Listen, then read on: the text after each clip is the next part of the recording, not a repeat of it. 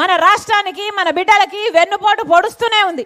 ప్రత్యేక హోదా ఇవ్వలేదు, పోలవరం ప్రాజెక్ట్ ఇవ్వలేదు, రాజధాని ఇవ్వలేదు. మనకి ఏది ఇవ్వకపోయినా ఆఖరికి విశాఖ స్టీలును కూడా వీళ్ళు ప్రైవేటీకరణ చేస్తాము అన్న బెదిరిస్తున్నా కూడా మళ్ళీ అదే బీజేపీ పార్టీకి తొత్తులుగా మారారు. ఒక పక్క చంద్రబాబు గారు, ఇంకో పక్క జగన్మోహన్ రెడ్డి గారు. మరి ఎందుకు ఓట్లు వేయాలి వీళ్ళకు? ప్రజలంతా ఆలోచన చేయాల్సిన అవసరం ఉంది. అమ్మా 10 ఏళ్ళు అయిపోయింది. 10 ఏళ్లలో కనీసం ఒక రాజధాని అయినా కట్టుకోగలిగామా? ఉందా మనకు రాజధాని? ఉందా మనకు రాజధాని? పక్కన హైదరాబాద్ ఉంది, ఇంకొకరికి బెంగళూరు ఉంది, ఇంకొకరికి చెన్నై ఉంది. మనకేముంది? మనకేముంది? చేతిలో చిప్పు ఉంది. మనకేం మిగిల్చారు? మరి ఎందుకు వేయాలన్నా వీళ్ళకు ఓట్లు?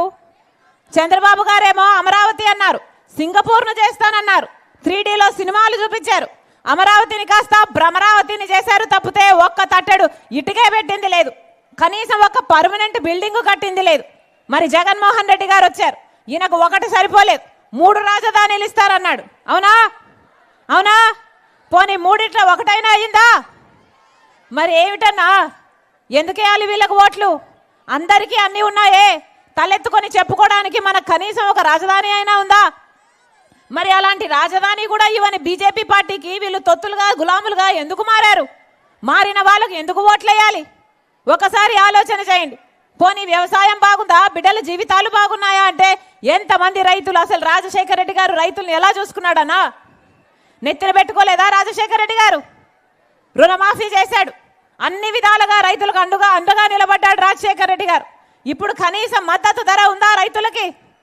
కనీసం డ్రిప్ వేసుకోవడానికి సబ్సిడీ ఉందా? ఇప్పుడు పంట నష్టపోతే పంట నష్టపరిహారం ఉందా? ఇప్పుడు ఏం చెప్పాడు జగన్మోహన్ రెడ్డి గారు? ఇలాగే 5 సంవత్సరాల క్రితం మైకు పట్టుకొని 3000 కోట్లతో ఒక ధర స్థిరీకరణ నిధి ఏర్పాటు చేస్తాను, ప్రతి సంవత్సరము 3000 కోట్లు పక్కన పెడతాను, రైతన్న వాడికి నష్టానికి అమ్ముకునే అవసరమే ఉండదు అన్నాడే. ఒక్క సంవత్సరమైనా 3000 కోట్లు పక్కన పెట్టాడా జగన్మోహన్ రెడ్డి గారు?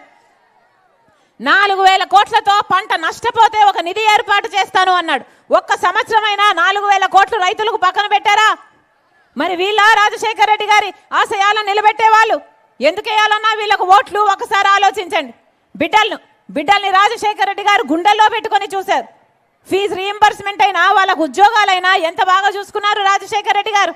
మరి ఇప్పుడు ఏం చేస్తున్నారు జగన్మోహన్ రెడ్డి గారు? ప్రతి సంవత్సరం సంక్రాంతి వచ్చినప్పుడల్లా జాబ్ క్యాలెండర్ వస్తుంది అన్నాడా లేదా? మరి జగన్మోహన్ రెడ్డి గారు ముఖ్యమంత్రి అయి 5 సంవత్సరాలు అయింది. ఎన్ని సంక్రాంతులు వచ్చిపోయాయి? 5 సంక్రాంతులు వచ్చాయి పోయాయి. ఎన్ని జాబ్ క్యాలెండర్లు వచ్చాయి? ఒకటైనా వచ్చిందా? 0, గుండు 0. మరి ఎందుకు వేయాలన్నా వీళ్ళకు ఓట్లు? 2,30,000 ఉద్యోగాలు ఇస్తామన్నారు జగన్మోహన్ రెడ్డి గారు ఇలాగే మైకు పట్టుకొని 5 సంవత్సరాల క్రితం. ఎన్ని ఉద్యోగాలు ఇచ్చారు? 5 సంవత్సరాలు గడిచిపోయింది.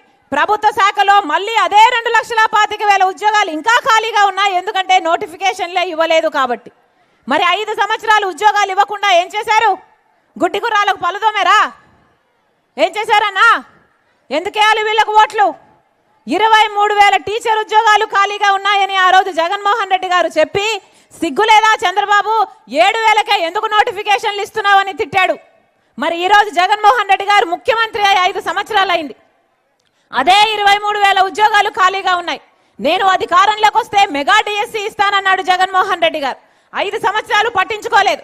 ఇప్పుడు ఎలక్షన్లు వచ్చాయి, ఆఖరణ 2 నెలలు ఉందనంగా ఇప్పుడు 6,000తో ఒక దగా డిఎస్సి ఇచ్చారు.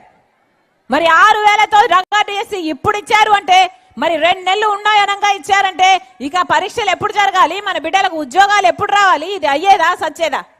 5 సంవత్సరాలు ఎందుకు ఇవ్వలేదు? 23,000 ఉద్యోగాలు ఖాళీగా ఉన్నాయి. 5 సంవత్సరాల కిందే తెలుసు మీకు మరి ఎందుకు ఇవ్వలేదు అని అడుగుతున్నాం. కనీసం కుంభకర్ణుడైనా 6 నెలలు నిద్రపోతాడు, 6 నెలలు పనిచేస్తాడే. మరి జగన్మోహన్ రెడ్డి గారు ఏం చేశారు? 5 సంవత్సరాలు నిద్రపోయారు. ఇప్పుడు ఎలక్షన్లు వచ్చాయి కాబట్టి, మీతో అవసరం ఉంది కాబట్టి, మీరు ఓట్లేసే యంత్రాలుగా వాళ్ళు చూస్తున్నారు కాబట్టి ఇప్పుడు బయలుదేరి సిద్ధం అంటూ బయలుదేరి ఇప్పుడు వచ్చారు. అవునా? ఎప్పుడు వచ్చారన్నా? 5 సంవత్సరాలలో ఎలక్షన్లు వచ్చాయి కాబట్టి ఇప్పుడు కనిపిస్తున్నారే. అదే రాజశేఖర రెడ్డి గారు అయితే ప్రజా దర్బార్ అని రోజుకు 1000 మందిని కలిశాడు. జగన్మోహన్ రెడ్డి గారికి కనీసం మంత్రులకు ఎమ్మెల్యేలకు కూడా అపాయింట్మెంట్ ఇవ్వలేదు. వీళ్ళ రాజశేఖర రెడ్డి గారి ఆశయాలను నిలబెట్టేది. సిద్ధమని ఇప్పుడు బయలుదేరుతున్నారే. దేనికి సిద్ధమన్నా? మళ్ళీ 8 లక్షల కోట్ల అప్పు చేయడానికి సిద్ధమా? మళ్ళీ బీజేపీ పార్టీతో అక్రమ పొత్తు పెట్టుకోవడానికి సిద్ధమా? మళ్ళీ బీజేపీకి మన ప్రత్యేక హోదా రాజధాని